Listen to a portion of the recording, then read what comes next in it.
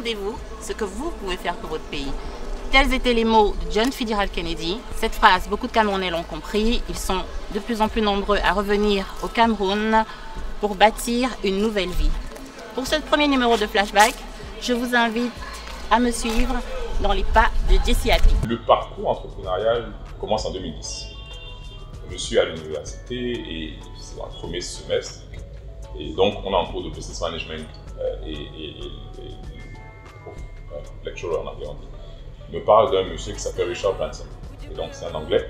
Il y a le groupe Virgin, Virgin Mobile, Virgin X, Virgin tout. Et je suis épaté parce qu'il a sa première entreprise à 16 ans.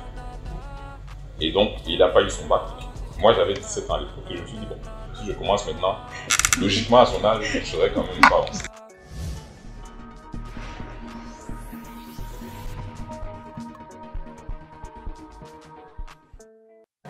Alors ici, comment décrivez-vous votre parcours? Je dirais bâtisseur.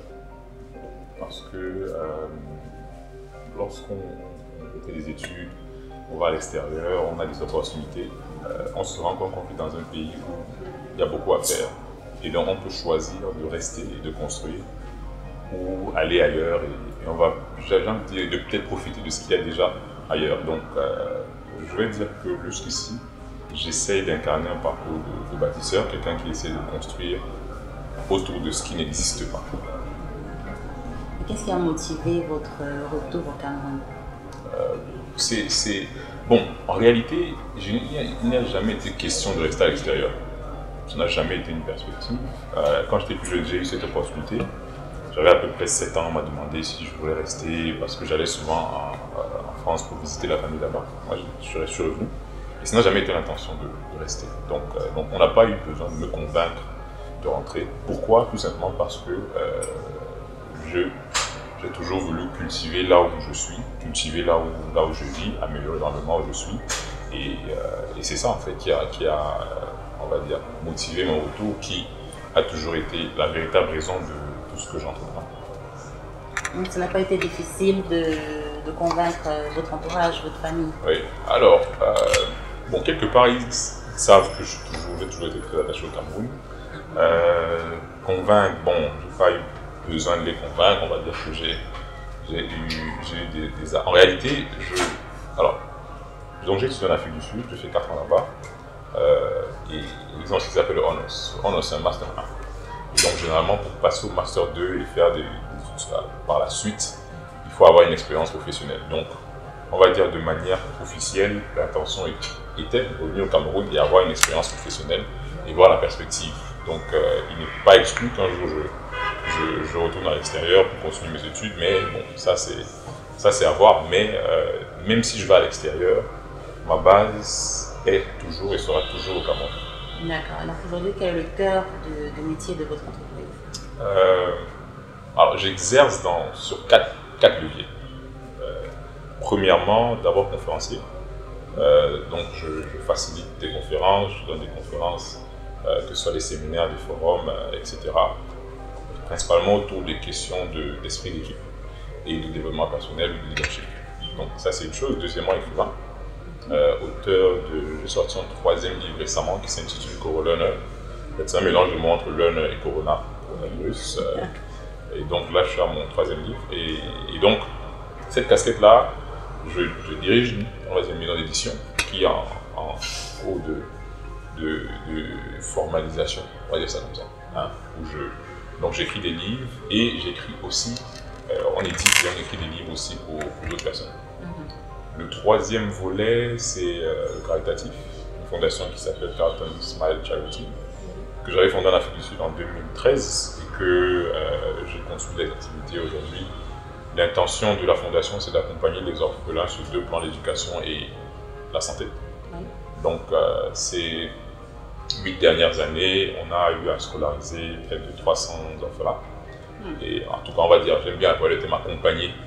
Et puis, pour ce qui est de la santé, on accompagne pour s'assurer qu'ils aient une assurance maladie depuis l'année dernière. Donc, on a commencé avec 130. Cette année, on espère passer à 1000. Mais la vision d'ici 3 à 5 ans, c'est que tous les orphelins du Cameroun puissent bénéficier d'une couverture, d'une assurance. Et puis la dernière casquette, donc, c'est marketing. Je suis directeur général d'une agence de marketing événementiel qui s'appelle Easy Group, qui accompagne les marques, les institutions dans leurs événements et aussi le développement de leurs marques. Je pense que le dernier événement d'envergure que tout le monde connaîtra, c'est les cérémonies d'ouverture et de clôture de la Cannes, du Chan, pardon, où on a participé avec l'entreprise PRG et les Creative Studios. Donc, voilà un peu les 4 activités qui occupent mes journées. Ok. Et vos livres, ils sont disponibles où? Alors, le premier qui était uniquement disponible en physique, les 2 premiers d'ailleurs, le premier qui était physique, j'étais lancé disponible à Douala, le deuxième était vendu à la FNAC et sur Jumia à l'époque, c'était au Cameroun, un livre audio d'ailleurs, un CD. Et le livre Corolone est disponible sur Amazon. Et là, on travaille pour faire en sorte qu'il soit disponible de manière physique sur le réseau local, mais il est déjà sur Amazon, autant en version Kindle qu'en version physique. D'accord. Vos business ont-ils des synergies avec des entreprises locales ou internationales? Oui, toujours, parce que pour 2 raisons. Premièrement, localement, il y a beaucoup d'initiatives et d'entreprises d'une certaine taille, mais on n'arrive jamais à un certain rendu lorsqu'on ne collabore pas.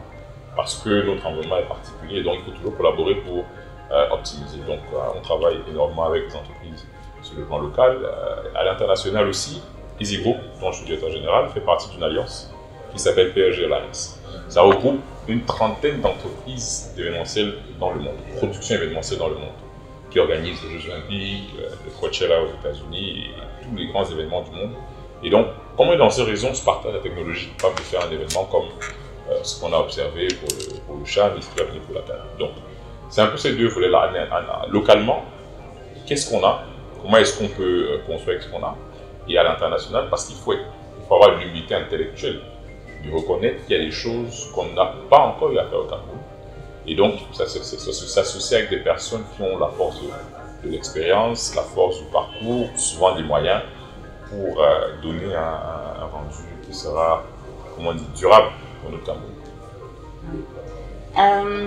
On a fait un petit tour sur votre page Facebook. Le 17 février, votre post sur Facebook disait « L'histoire, il y a ceux qui la lisent, ceux qui l'écrivent, ceux qui la font. » Oui. Ceux qui la font, pouvez-vous nous expliquer? Bon, déjà, c'est une phrase que j'ai suivie de Youssoupha, le rappeur. Et cette phrase, c'est 2 volets. Le premier volet, on peut choisir effectivement d'écrire, de lire ou simplement d'observer, de participer. Donc, c'est d'abord ça. Donc, il y a des moments où on choisit d'observer, peut-être de critiquer. Il y a des moments où on choisit de lire, où on choisit d'écrire.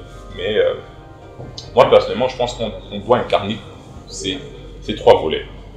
Premièrement, il faut lire parce qu'il faut comprendre ce que les autres ont fait. Deuxièmement, il faut agir parce qu'il faut contribuer à ce qui a été fait. Et troisièmement, il faut écrire parce qu'après nous, quelqu'un va continuer le travail de construction. Donc ces 3 mots, pour moi, c'est un peu le pilier d'un bâtisseur. Hein. C'est le fait de s'inspirer, d'agir, mais surtout de léguer. Parce qu'à la fin de la journée, ce qu'on lègue est plus important que ce qu'on fait. Quelle est la chose que vous avez accomplie dont vous êtes le plus fier? Je pense que c'est de me marier. Ça date, ça fait longtemps ou c'est récent? Je me suis marié en 2018, mais en réalité, on est ensemble depuis 2013. Et alors, le parcours entrepreneurial commence en 2010. Je suis à l'université et c'est mon premier semestre. Et donc, on est en cours de business management lecturer en anglais. Il me parle d'un monsieur qui s'appelle Richard Branson. Et donc, c'est un anglais.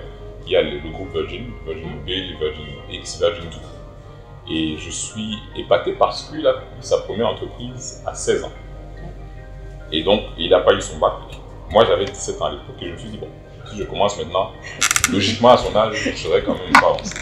Donc, c'est comme ça que je commence à organiser des soirées, je vends des téléphones, je vends des casques, je fais 1000 et une choses pour entreprendre. Mais en 2013, quand j'ai rencontré cette fille, maintenant Madame Abenogo, je pense que ma vie a pris un sens. C'est-à-dire qu'il y avait une raison d'être. Avant, il y avait une énergie, mais ce n'était pas canalisé. Donc, en 2013, donc, quand j'ai fait ce choix, on va dire que je crois que c'est là où tout a commencé à avoir un sens. Et c'est assez enfin, bizarre de le dire, mais elle n'intervient pas de manière directe sur les projets, peut-être de manière indirecte avec des conseils, mais je pense que de tout ce que j'ai à faire dans ma vie, ça a été l'une des meilleures décisions. Elle vous accompagne? Toujours, toujours. Et moi aussi, j'essaie de faire de même. Mais elle m'accompagne. Ouais. Elle est plus talentueuse que moi. Parfait. Et vos parents sont-ils fiers de vous aujourd'hui? Oui, il faut leur poser la question. On leur posera la question. Oui, il faut leur poser la question. Après, vous savez, dans le parcours, soit vous êtes pressé, soit vous êtes considéré comme pressé, soit vous êtes considéré comme précoce. Et donc, mon quotidien a toujours navigué entre ces deux mots-là. Et donc, quand je me posais la question, j'ai un ami qui m'a dit que c'est le résultat qui déterminera. Donc, à la fin de la journée, est-ce qu'ils sont fiers? C'est l'héritage qui dira. Mais il faut leur poser la question. On leur posera la question. Que diriez-vous à ceux qui vont regarder cette interview et qui voudront faire comme vous? Je vais dire qu'il y a ceux qui la lisent, ceux qui l'écrivent et ceux qui la font. Tout simplement. Donc, qui passent à l'action. Voilà. Donc, à vous de choisir. Hein. C'est-à-dire que vous pouvez lire, commencer par lire, si vous ne savez pas par où commencer.